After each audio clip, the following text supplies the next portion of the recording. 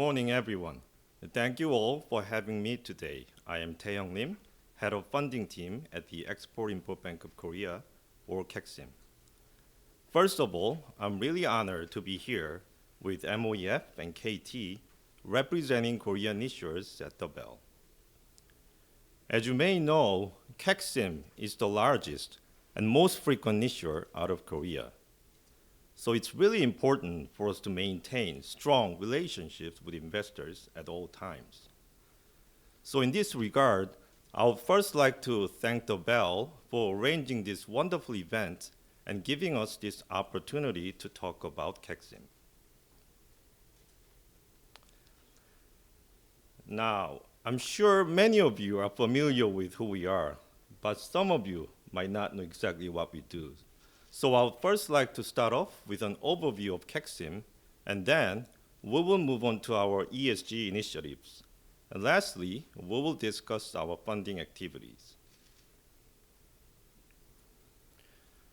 So KEXIM is the Export Credit Agency, or ECA. So as the title ECA indicates, we support Korean companies doing businesses in overseas markets.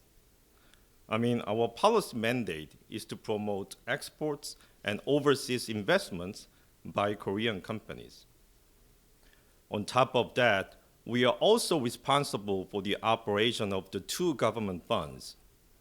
So given these critical roles we play as a policy implementation arm, the Korean government holds 100% ownership of the bank, directly or indirectly, as you can see on your top right corner. So moving on to the next slide, let me talk about our credit quality as a quasi-sovereign issuer. According to Article 37 of the KEXIM Act, in case we suffer any loss beyond our reserves, the Korean government is supposed to step in and make up for the deficit. So we have a de facto guarantee from the government. And reflecting this close linkage between the bank and the government, our credit ratings have been flat to those of the sovereign throughout the years. So currently, we are rated AA2 by Moody's, and AA by S&P, and AA- by Fitch. One interesting fact that I'd like to point out here, we are exempt from standalone credit assessments by the ratings agencies, whereas other Korean policy banks are not. So I believe this is because our sovereign-like credit profile is so obvious and so apparent that these rating agencies don't actually see the need to look at it separately. So these are credit fundamentals that make KEXIM a true and authentic quasi-sovereign issuer out of Korea. So with this government support, we've been pushing hard for our policy mandate. If you look at the slide, you can see how closely we've been growing along with the nation's exports. As the export volume has continuously increased, our loan book has expanded as well. According to recent surveys by Market Intelligence, we ranked #1 in export and trade finance and #2 in project finance globally. I'm sure you are all aware Korea is an export-driven economy. For example, the export sectors account for more than half of its GDP. So given the importance of export for the nation's economy, our roles as ECA is also very much essential to the nation's economic growth. And moving on to the next slide, let me talk about our capital base. If you look at the graph on your left-hand side, you can see we've got continued capital injections from the government. And thanks to such support, our capital adequacy ratio has remained well above the regulatory standard. More recently, our BIS ratio has improved up to 16% level, as you can see in the middle graph. On the right, you can take a look at our capital structure, which is pretty simple and straightforward as it is mainly composed of the common equity Tier 1 capital. Now, let me talk about our assets and profitability. As of the year end of 2020, our loans surpassed 72 trillion won and guarantees 28 trillion won, making our total commitments 100 trillion won, which is $92 billion equivalent. Profitability. I'm sure you all know profit maximization is not our priority given our policy mandate. But even so, we've been able to post moderate operating profits throughout the years. Of course, there was a one-off loss back in 2016. At the time, we had to deal with increased credit costs arising from corporate restructuring in the shipbuilding sector. Since then, we've been much more focused on our risk management. We've tried to rebalance our portfolio by reducing our exposure to shipbuilders. And thanks to that, we had immediately achieved a turnaround the following year.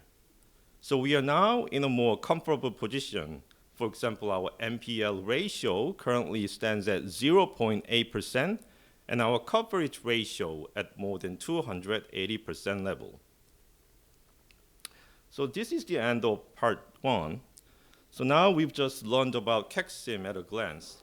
Let me move on to our next topic, which is our commitment to ESG. Now, these days, we heard a lot about ESG. The word has become the buzzword and a hot issue in the market. But KEXIM has been a pioneer in the ESG space from the very early on. For example, our first green bond dates back to 2013, marking the very first one by an Asian issuer and also by a non-AAA issuer.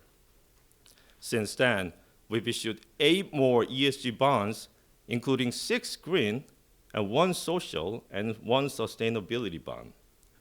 So as of today, our total ESG bond issuance amounts to $5.1 billion. As more and more Korean companies are going green these days, our green assets are also expected to grow going forward.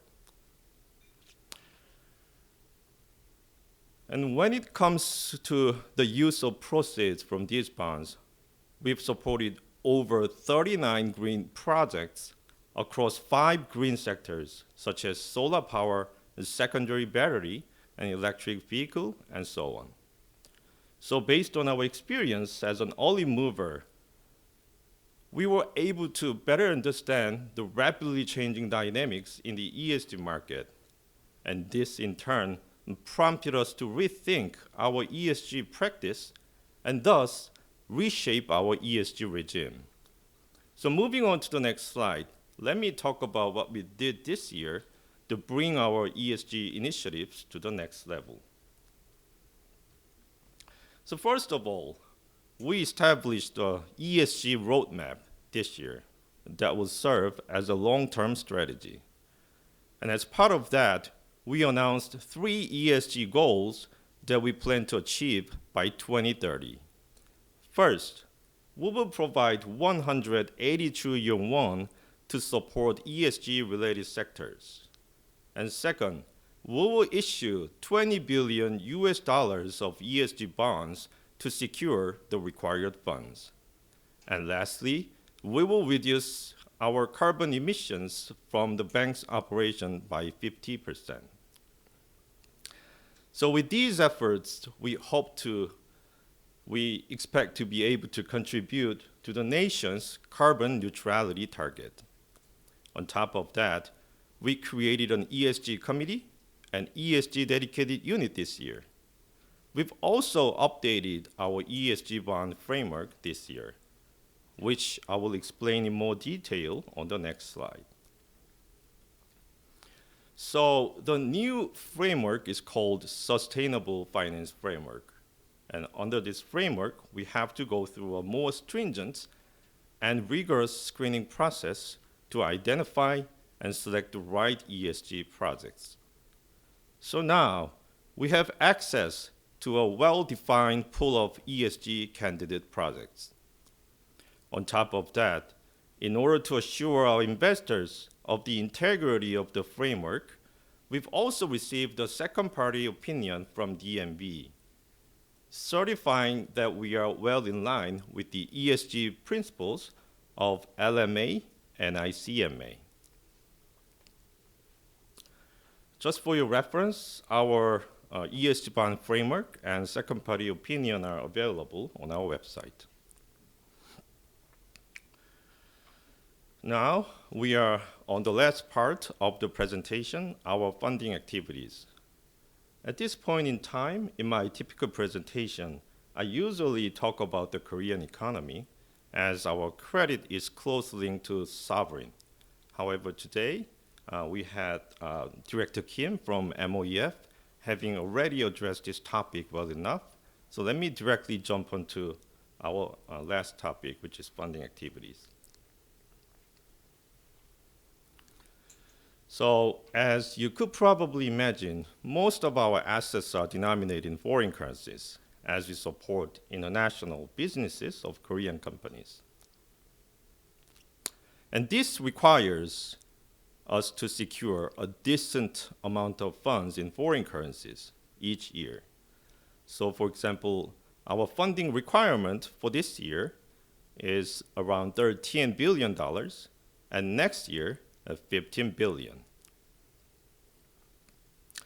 And because our funding size is quite large, it is crucial for us to diversify our funding sources. For example, this year, we made public offerings in both USD and Euro, and we've also tapped into various local currency markets, such as Mexican peso and Chinese yuan dim sum bond market. Although our funding activities are diverse, we typically swap the proceeds into US dollars as part of ALM management. And separately, our maturity profile is well distributed, as you can see on your bottom right corner. And this clearly shows our prudent liability management and effective funding strategy. And finally, in our last slide, we've depicted KEXIM's strong presence in the global debt capital markets. As one of the most frequent issuers out of Korea, we've always tried to set up a new benchmark for other Korean issuers every time we come to the market. Looking back, even amid increased volatility in the market this year, we really managed to pull through and achieved some remarkable feats. For example, we issued a 20-year long-dated bond for the first time in our history, and we've also printed a 7-year largest ESG dual currency bond out of Korea this year. So as I wrap up my presentation, we KEXIM would like to assert two things. As the leading issuer of Korea, first, KEXIM will hold itself accountable and always strive to procure the right funding at the right time with our keen eyes on the global markets at all times. Second, we will strive to set an example for other Korean issuers with our innovative and market-driven funding strategy. With this, we hope to uphold the same level of integrity and commitment that we have shown to the market so far in the future as well. So this is the end of my presentation. So if you have any questions, please contact me afterwards. Thank you for your attention.